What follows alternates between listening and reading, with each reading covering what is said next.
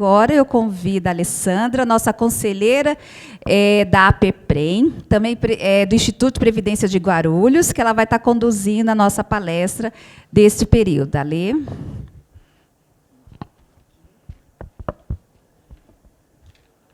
Agora o espaço é todo seu, Alê.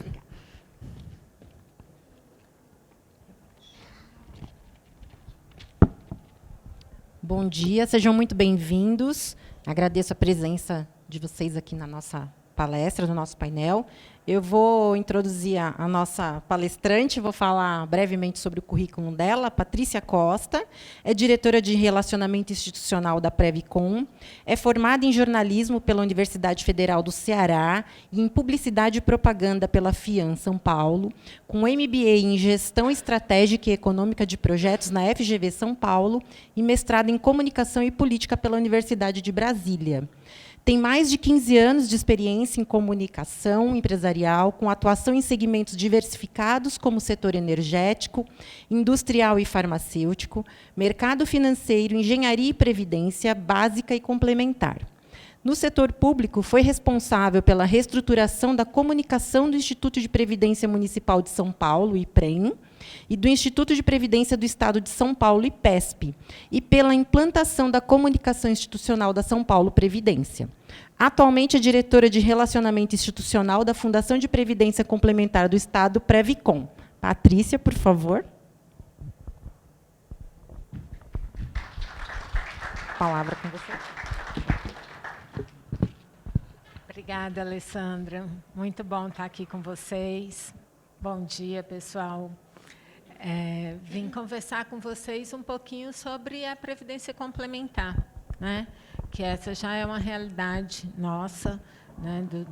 A gente sabe que a grande parte dos municípios foram obrigados, né, a fazer a parte da reforma que implanta a previdência complementar, e eu trouxe alguns dados aqui para a gente conversar sobre esse aspecto.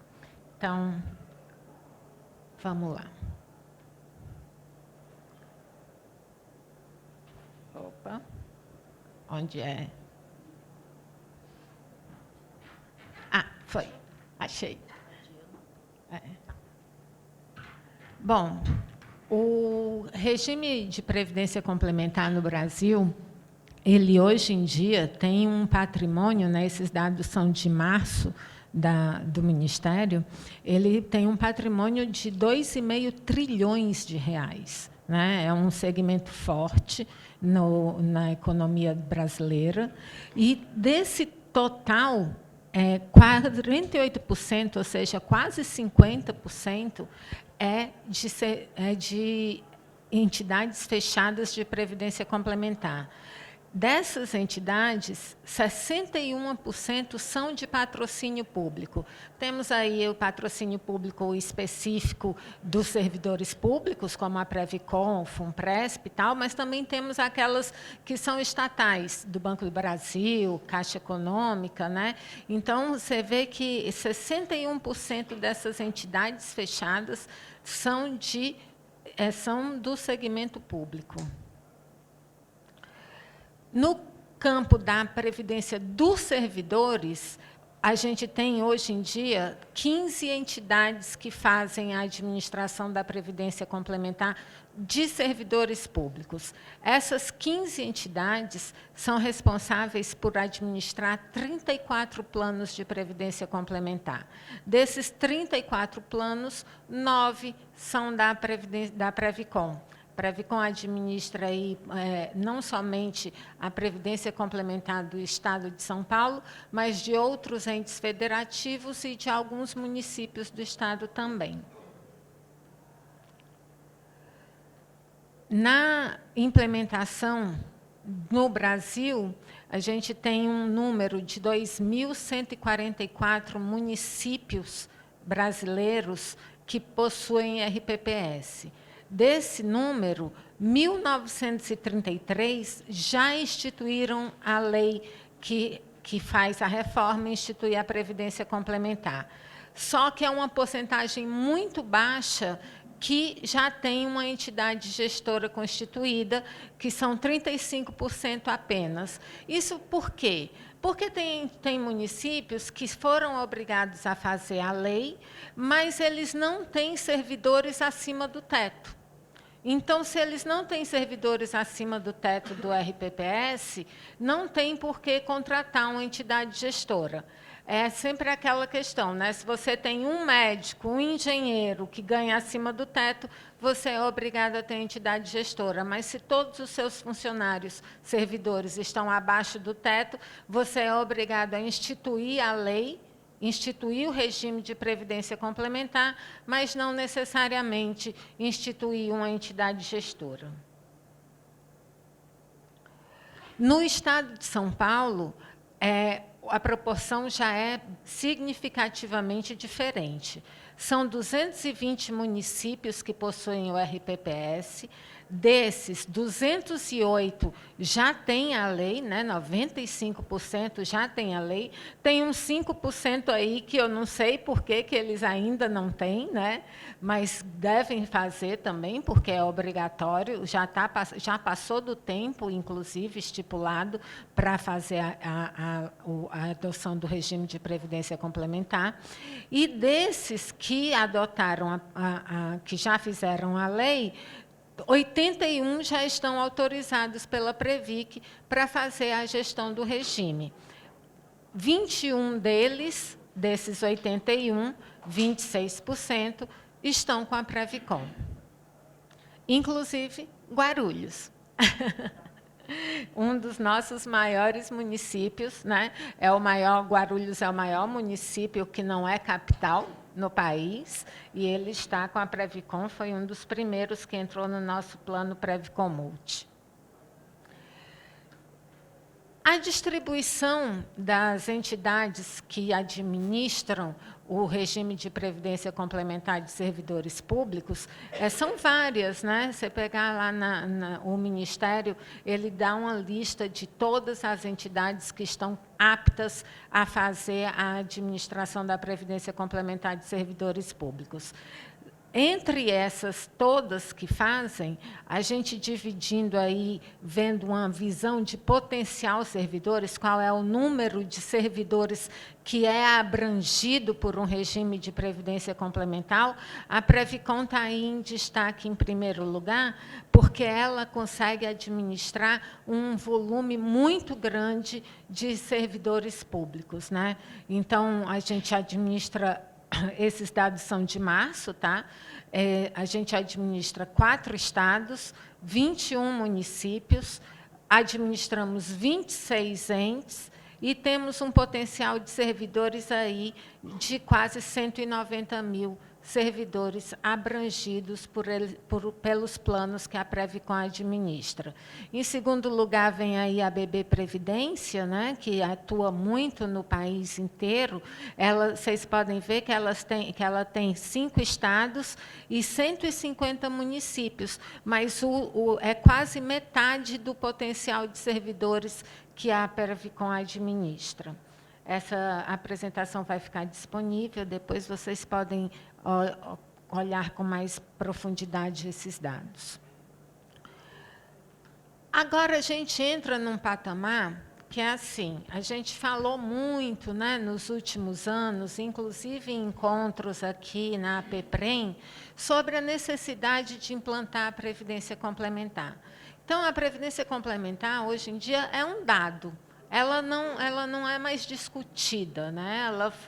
Ela é uma lei, ela é uma emenda constitucional, os entes são obrigados a implementar a Previdência Complementar, não há mais o que se discutir. Então, a gente já está num patamar que a gente já está falando da evolução do regime de previdência complementar, de mudanças que estão sendo feitas no regime de previdência complementar para oferecer cada vez mais benefícios para os participantes. Então,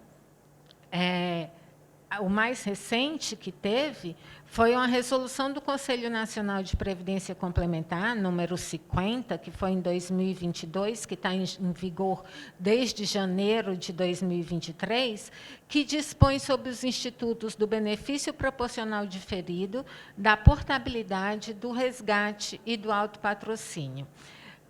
Eu não sei se vocês são familiares com esses termos. Os institutos, eles são instrumentos próprios do regime de previdência complementar.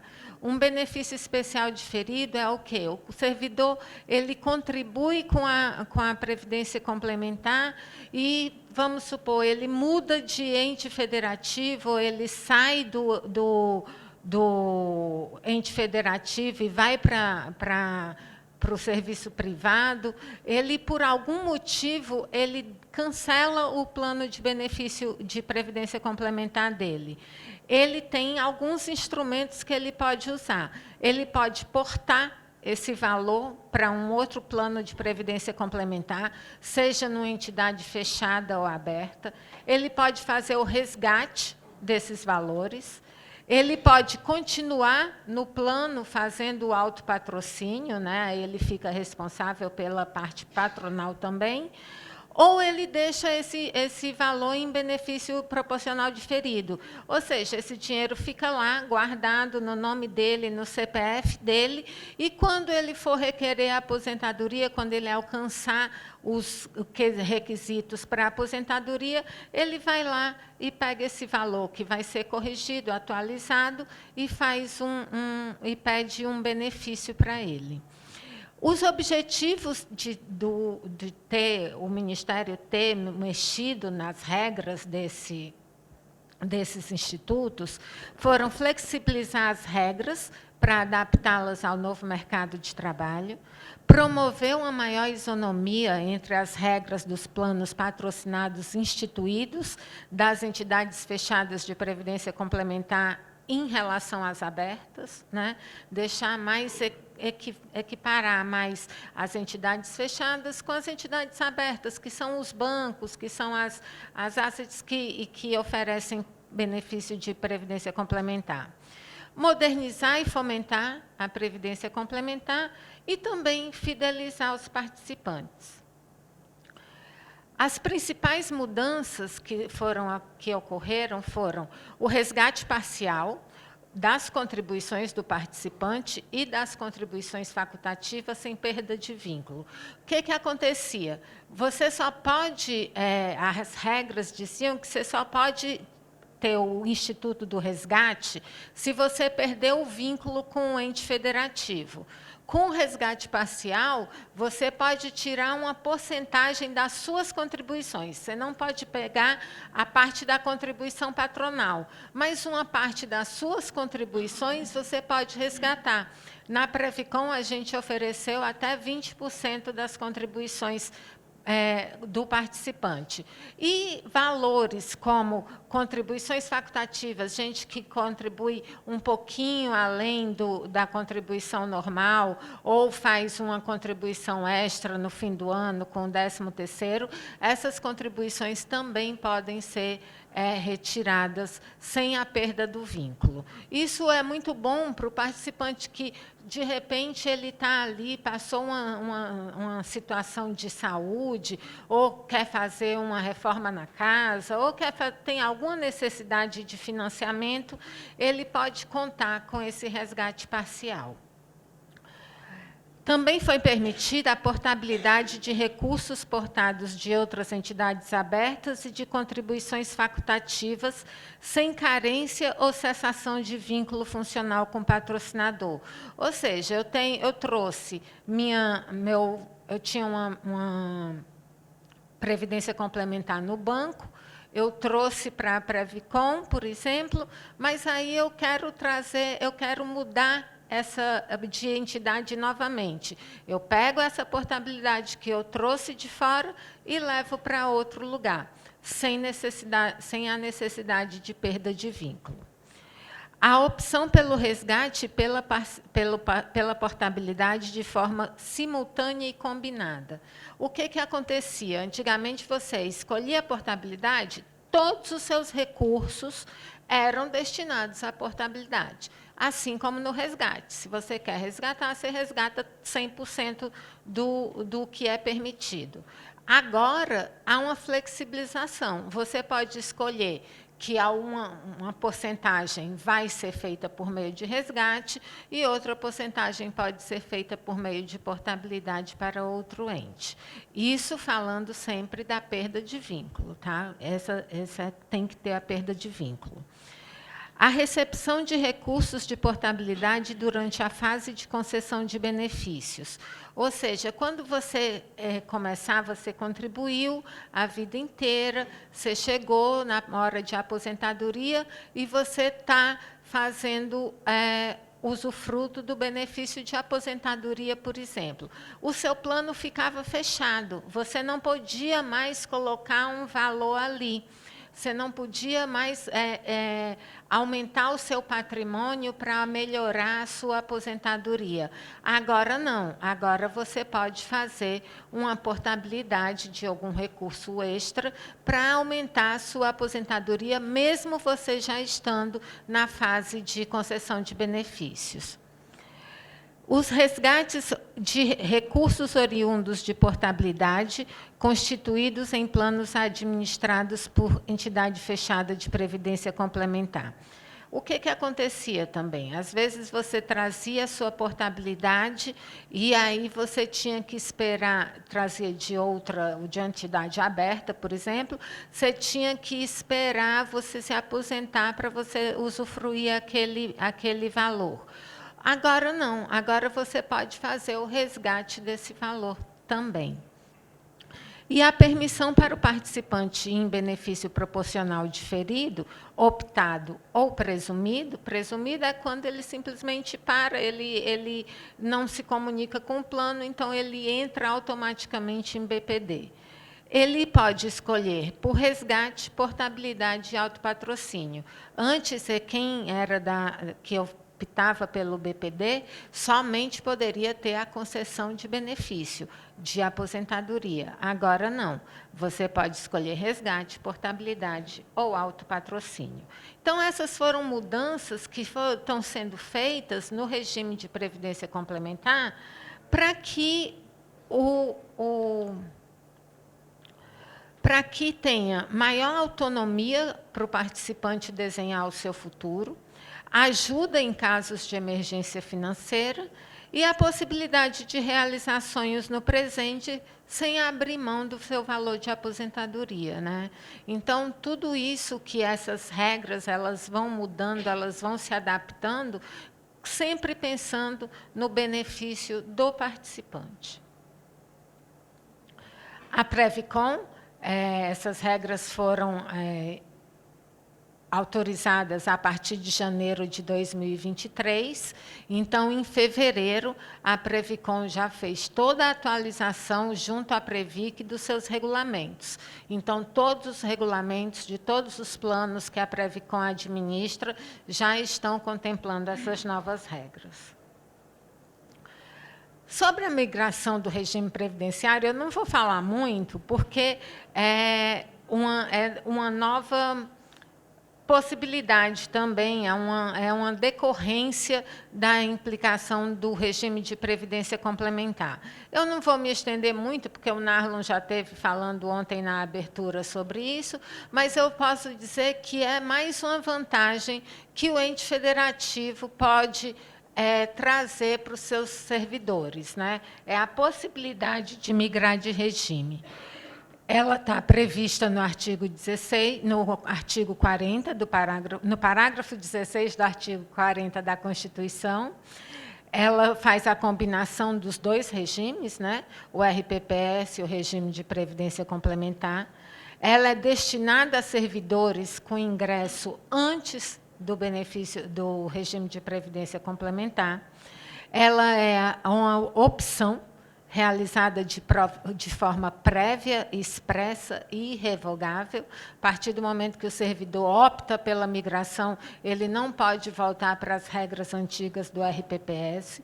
A gente sabe que a migração ela é muito vantajosa, principalmente para servidores que estão há pouco tempo no serviço público, né? Servidores que têm uma capacidade contributiva de longo prazo.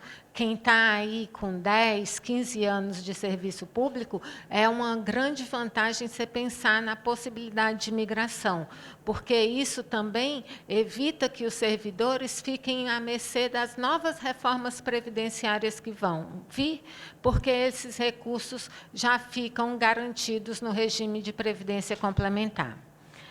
A adesão ou permanência do servidor ao plano de benefícios é facultativa, e o ente federativo pode estabelecer, por meio de lei, um incentivo compensatório ao servidor para incentivo à migração. Porque, obviamente, também os servidores eles vão sentir a necessidade de um incentivo, porque eles já contribuíram para o RPPS.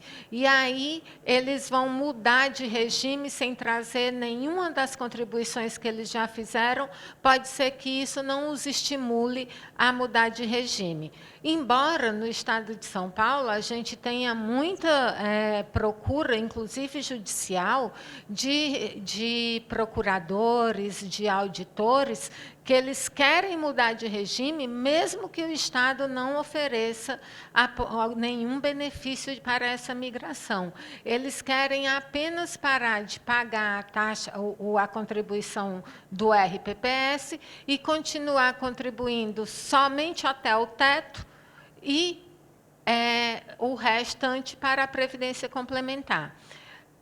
São alguns casos, a gente tem esses casos no Estado de São Paulo, porque o Estado de São Paulo ainda não fez a lei que permite a migração. Essa lei está em andamento, está em estudo, está em análise, e em breve talvez a gente traga aqui novidades sobre esse quesito no Estado de São Paulo.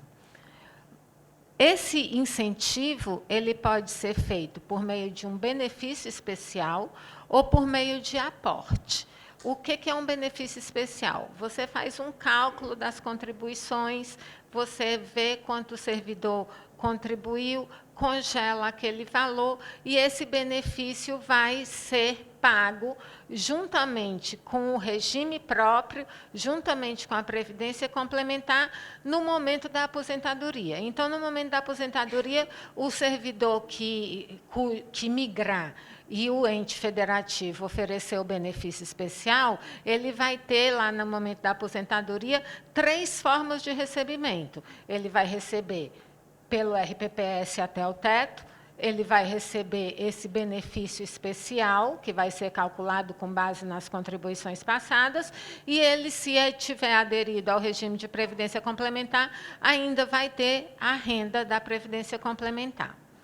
No caso do aporte especial, acontece diferente. O ente federativo opta por fazer um aporte já, no momento zero, que o servidor resolver migrar para o regime de previdência complementar, o ente federativo faz um aporte no plano de previdência complementar para esse servidor. Então, esse valor vai sendo corrigido ao longo do tempo e, quando chegar no momento da aposentadoria, o servidor vai ter a aposentadoria do RPPS até o teto e o valor da Previdência Complementar, que vai ser mais gordinha, porque vai contar com esse aporte feito pelo ente federativo a título de migração. Todos os dados sobre a migração estão muito bem explicados nessa cartilha que o Ministério soltou. Vale a pena conferir. Vocês podem acessar aí por meio desse QR Code. Eu acho que todos os entes federativos devem ter a consciência da possibilidade de migração, de oferecer a migração para os seus servidores anteriores. Bom, E se o meu ente federativo ainda não fez a previdência complementar, ainda não contratou a entidade gestora? Quais são os passos para atender à emenda constitucional 103 de 2019? O que o meu município precisa fazer?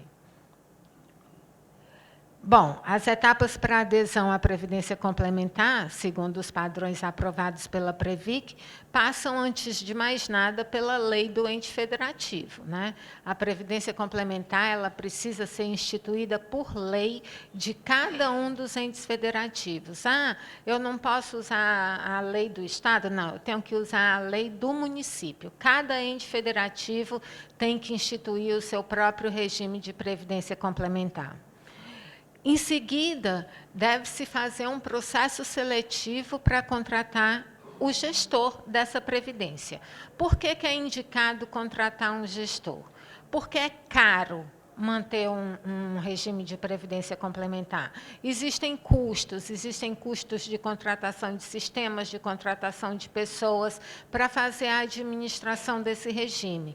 Então, é muito mais vantajoso para os municípios, né, falando aqui dos entes federativos com menor capacidade financeira, contratar uma entidade que já funciona e que vai diluir esses custos junto com outros, né? Então, os municípios eliminam aí a necessidade de instituir uma fundação própria. E, em seguida, à medida que o próximo passo de selecionar a entidade gestora é fazer um convênio de adesão. A maioria dos municípios devem procurar planos multipatrocinados, porque é isso, quanto maior o número de municípios dentro de um plano multipatrocinado, menor fica o gasto que esse município vai ter com a administração de previdência complementar. E como é que contrata essa entidade gestora, né? Esses são os padrões aprovados pela Previc, estão no Guia da Previdência Complementar para Entes Federativos do Ministério da Previdência, e nesse guia contém os modelos de projeto de lei, os modelos de proposta técnica do processo seletivo, um roteiro para licenciamento junto à Previc e a lista de todas as entidades fechadas que podem administrar a previdência complementar do servidor público. Alguns cuidados que os municípios devem ter na hora de fazer essa seleção da entidade gestora e também da lei. Primeiro, diz respeito às alíquotas. As alíquotas de contribuição para a Previdência Complementar, não adianta você dizer assim, eu vou oferecer o regime de Previdência Complementar para o meu servidor e vou oferecer a ele uma alíquota de 1%. Você está enganando o seu servidor, porque com a alíquota de 1%, ele não vai conseguir ter uma capacidade de acumular um capital que dê a ele, no momento da aposentadoria, um valor factível para a sobrevivência dele. Então, as alíquotas de contribuição devem garantir, de fato, uma complementação de renda do servidor. A Secretaria de Previdência recomenda que os percentuais se situem em torno de 7,5%. A vigência do regime de previdência complementar deve ser vinculada à data de aprovação do convênio pela Previc e para evitar as demandas jurídicas. Isso quer dizer o quê? Porque, às vezes, o ente federativo aprova a lei em dezembro, mas ele só vai fazer o convênio de adesão com a entidade gestora em dezembro do outro ano, por algum motivo. Esses servidores que entraram nesse ano, né, que ficou vago, eles ficam num limbo jurídico, porque a lei já foi aprovada, mas o convênio só começou a valer no ano seguinte. Então, o ideal é que a lei já preveja que esse regime de previdência complementar só será viável, só será efetivo com com a assinatura do convênio de adesão. Isso quer dizer que os servidores, antes do convênio de adesão, permanecem nas regras antigas do RPPS. E também é recomendável que já se preveja na lei doente a adesão automática. Por quê? Isso é uma parte da economia comportamental. Quando o servidor ingressa no serviço público, e normalmente o servidor ingressa no serviço público muito jovem, os jovens eles não pensam no futuro, eles não pensam na aposentadoria, eles não pensam que eles um dia vão parar de trabalhar e vão ter uma renda para complementar o seu salário. Então, o que é ideal a adesão automática? Você já coloca o servidor dentro do plano de previdência complementar e ele faz, se ele realmente não quiser, ele tem um prazo aí de 90 dias para pedir para sair. Mas, pelo menos, ele vai tomar a atitude consciente de pedir para sair. Se você não oferece adesão automática e o servidor chega lá ao RH e diz, você quer entrar na adesão na Previdência Complementar? Ele diz, não quero agora. Daqui a 20 anos, esse servidor vai começar a pensar na aposentadoria e vai dizer, nossa, mas ninguém me ofereceu o regime de Previdência Complementar, por que eu não ingressei no regime de Previdência Complementar? Então, o servidor vai ter perdido muito tempo de capacidade contributiva que pode ser evitada com o simples instrumento da adesão automática. Então, nós sempre indicamos que a adesão automática faça parte das previsões legais do ente federativo. E alguns cuidados que devem ser feitos no momento da escolha da entidade fechada de previdência complementar. Primeiro, é avaliar o processo de governança. Como é feita a governança dessa entidade? Né? O município ele vai ter uma voz ativa, ele vai poder participar, vai ter um comitê gestor que permita a interação desse município com a administração da entidade? Esse é um ponto. É ideal também que a entidade gestora tenha uma experiência técnica em previdência complementar, especialmente em previdência de servidor público. É bom também que, no processo seletivo, você acompanhe o histórico de rentabilidade, quais são as políticas de investimento e qual é o desempenho da entidade fechada de previdência complementar. E, como último cuidado, é importante também não priorizar a não cobrança de taxas. O que isso quer dizer? Muitas vezes vai chegar uma entidade gestora e vai dizer, não, eu não cobro nenhuma taxa para administrar seu plano. Eu administro seu plano de graça. Sim, mas e aí? Ela vai ter que ser paga de alguma forma. Então, ela provavelmente vai tirar da rentabilidade. Né? Esse dinheiro vai ter que sair de algum lugar. No caso da Previcom, a gente estabelece, tem uma taxa, que é a entidade fechada sem fins lucrativos, mas ela precisa cobrir os seus custos. Então, a Previcom cobra por exemplo, a Previcom e outros também, cobram uma taxa de administração que é clara, que todo mundo conhece, e isso faz com que a rentabilidade que ela consiga vá direto para o plano. Não precisa ter nenhuma taxa escondida aí na rentabilidade. Falar um pouquinho agora da Previcom. Como é que a Previcom atua nesse segmento? A Previcom é uma entidade que está em atividade há 11 anos. Ela foi a pioneira, né, no oferecimento de planos de previdência complementar para servidores públicos. Hoje, a gente atende cerca de 48 mil pessoas, né, quase 49 mil, entre participantes, assistidos e beneficiários. E nós estamos aí com um patrimônio de 2,9 bi. A gente já pagou benefícios a cerca de 1.500 pessoas, num total de 120 milhões.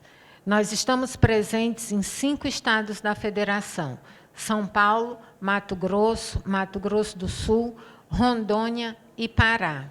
E administramos a previdência complementar de 22 municípios, incluindo o município de São Paulo.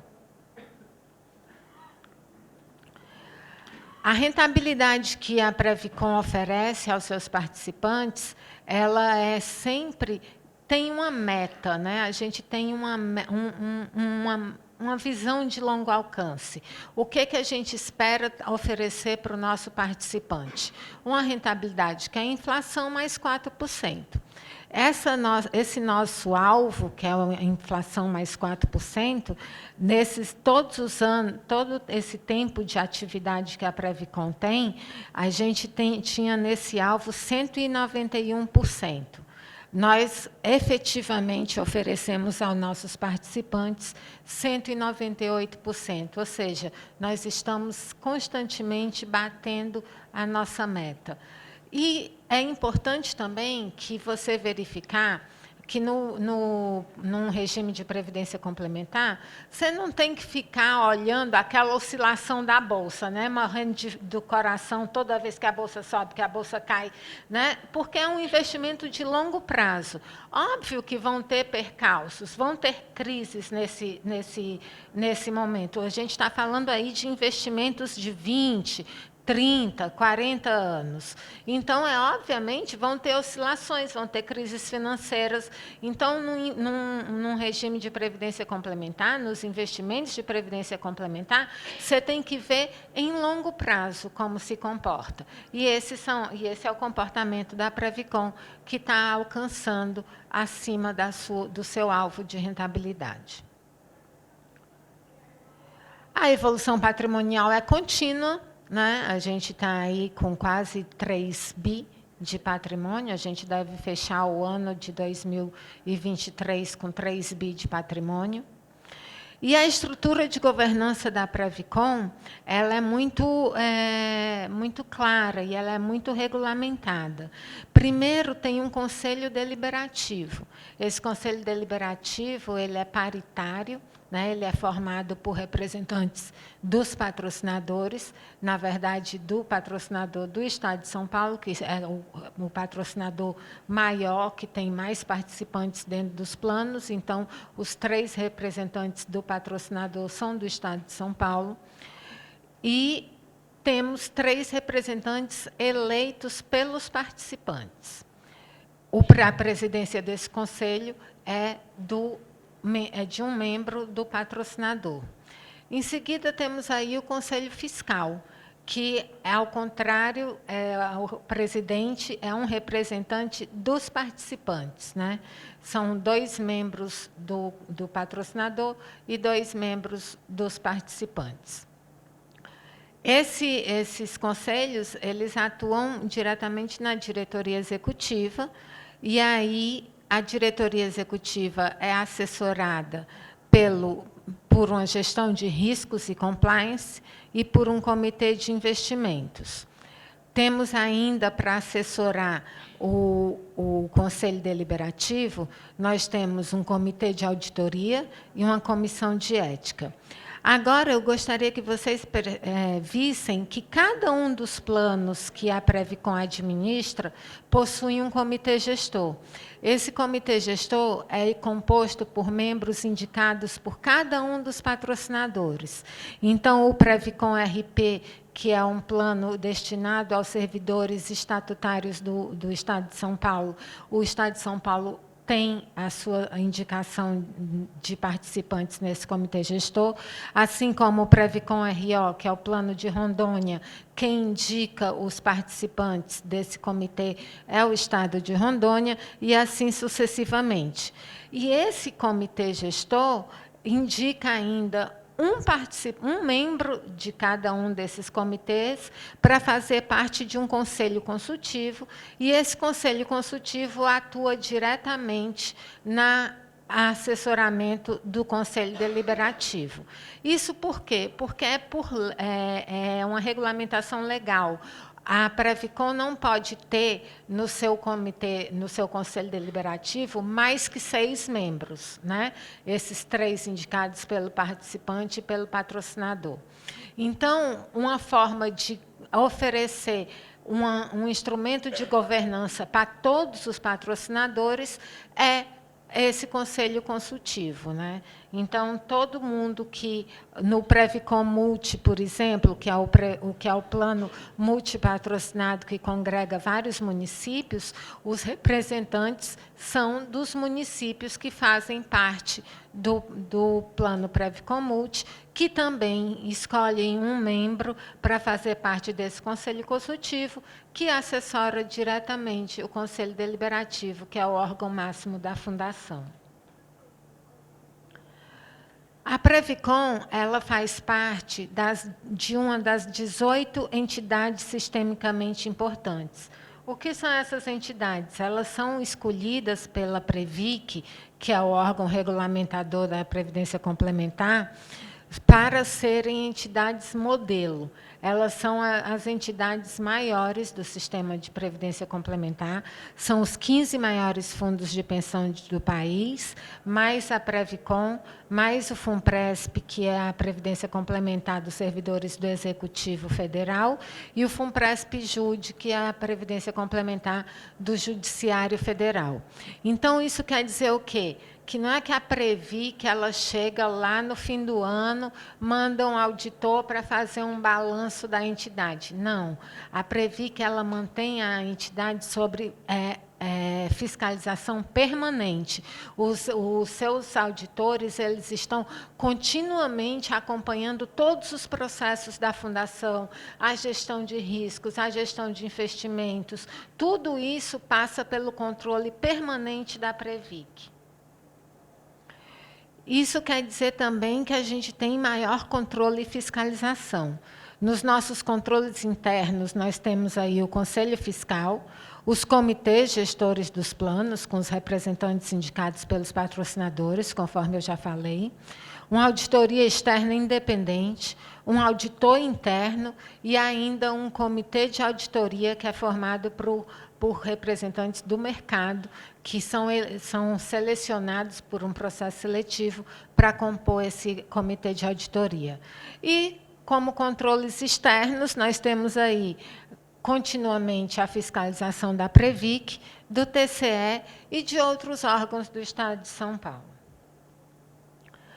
A Previcom, ela oferece 2 tipos de planos para entes federativos. Os planos individuais, que são destinados a entes federativos com um potencial de mais de 1.000 participantes. Então, os estados de São Paulo, Mato Grosso, Rondônia, Mato Grosso do Sul, Pará e o município de São Paulo optaram por planos individuais. E temos o plano multipatrocinado, que é indicado para entes com potencial de adesão menor que 1.000 participantes. É aquilo que eu falei. Não importa o tamanho do seu município. Se o seu município tem apenas 3 servidores acima do teto, não tem problema. Entra no Previcom Multi, que os custos de gestão são diluídos com os outros municípios, e aí você já tem uma gestão de previdência complementar feita por uma entidade gestora. A nossa atuação no país está aí com os estados que nós atuamos e todos os municípios que nós atuamos no estado de São Paulo. Inclusive, temos um novo. Essa semana, a gente recebeu a notícia que Porto Ferreira conseguiu, nós vencemos o processo seletivo, então, Porto Ferreira vai fazer parte desse rol aí de municípios administrados pela Previcom. Bom, senhores, era isso que eu queria trazer para conversar com vocês. Agradeço muito a atenção e estou à disposição para tirar qualquer dúvida. Obrigada. A gente consegue fazer uns 10 minutinhos, abrir para perguntas? Alguém tem pergunta?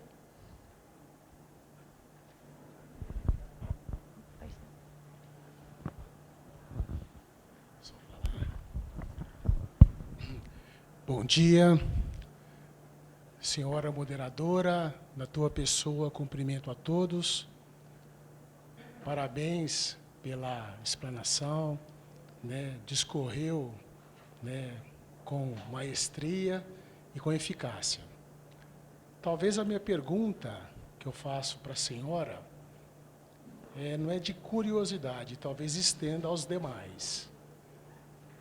Barretos, né, eu sou do RPPS de Barretos, e o ente de Barretos tem, né, a gestão sobre o comando da Previcom.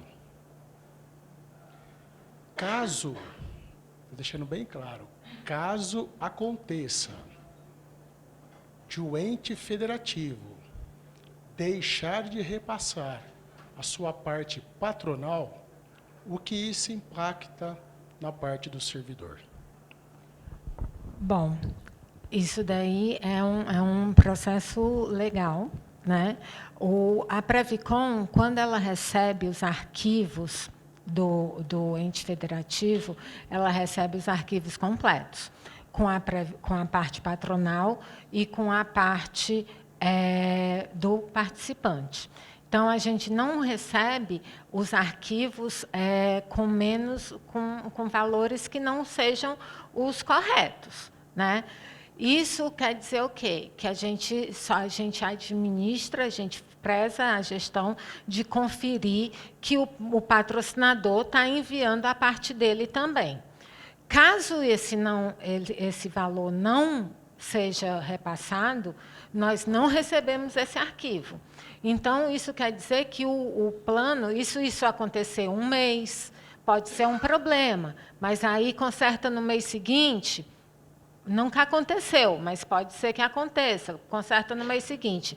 Se isso se tornar recorrente, isso daí vai gerar medidas administrativas, porque os participantes vão ser informados que o seu plano não está tendo a contribuição, o ente vai ser informado que não está participando disso, a Previc vai ser informada e pode gerar até a suspensão do convênio de adesão. Então, é assim, todos os meses a Previcom faz um acompanhamento muito detalhado nos centavos da contribuição da parte patronal e da parte do participante.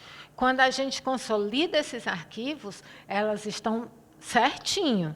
Então, se não tiver certinho, nós não processamos esse arquivo e aí já começa um processo de por que está acontecendo isso.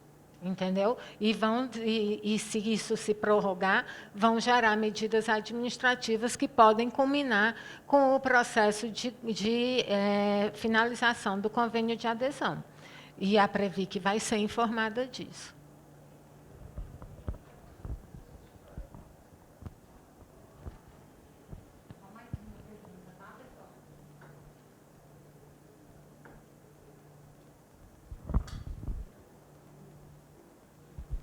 Oi, só para complementar a pergunta, caso haja, então, a suspensão do plano, os ativos ao servidor público, o que acontece com esses ativos quando se culminar na suspensão do plano? Do convênio, desculpa. Olha, as contribuições são feitas em cada um do CPF. Esse dinheiro ele tem nome, ele é do servidor. Então, se chegar num ponto de suspender o convênio de adesão, esse dinheiro tem que voltar para o servidor, certo? Porque esse dinheiro está no CPF do servidor. Esse dinheiro não volta para o ente federativo, não volta para a folha do órgão federal, ele volta para o servidor. Nunca aconteceu isso, eu nunca vi acontecer, mas isso daí é uma coisa que é carimbada. Esse dinheiro tem nome e CPF.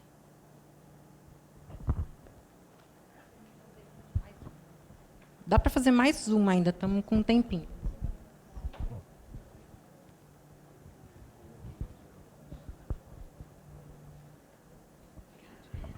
Oi, bom dia, Regina de Ilhabela.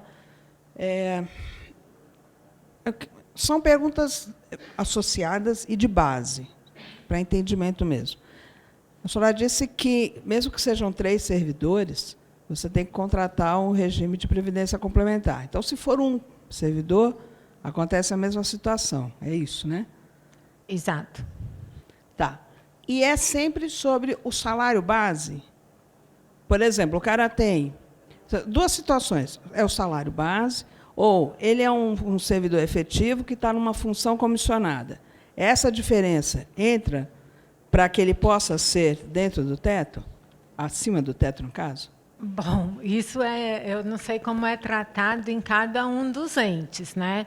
No estado de São Paulo já é uma confusão, porque tem uns que junta, tem órgão que junta na mesma base, tem órgão que não junta, cada caso é um caso.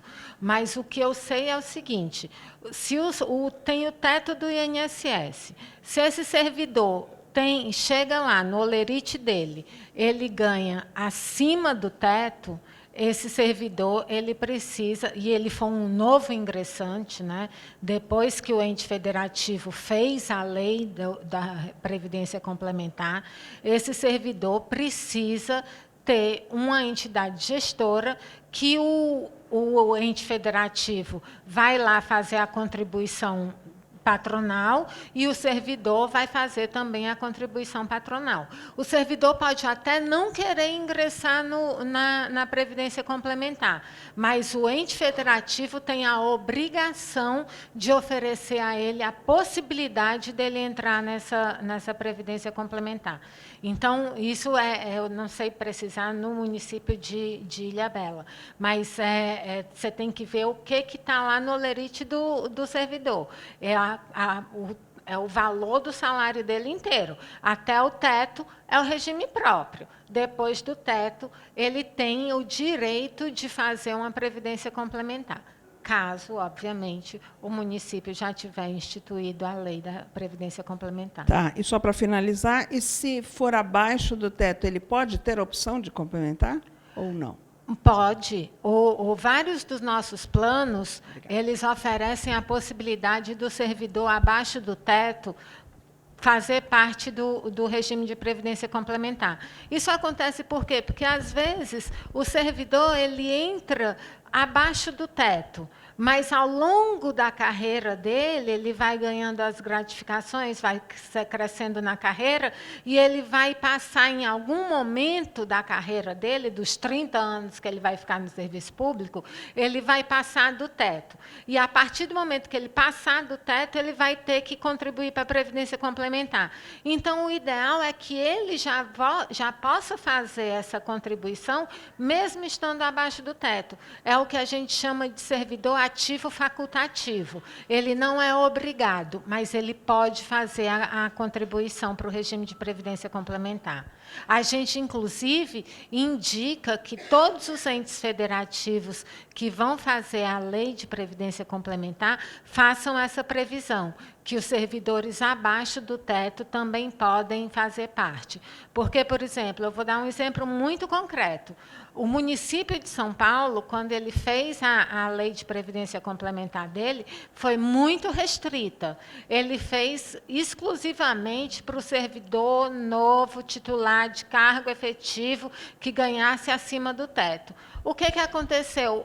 Pouquíssimas pessoas entravam no plano, porque era só aquele que realmente passava no concurso público, e então o plano não crescia.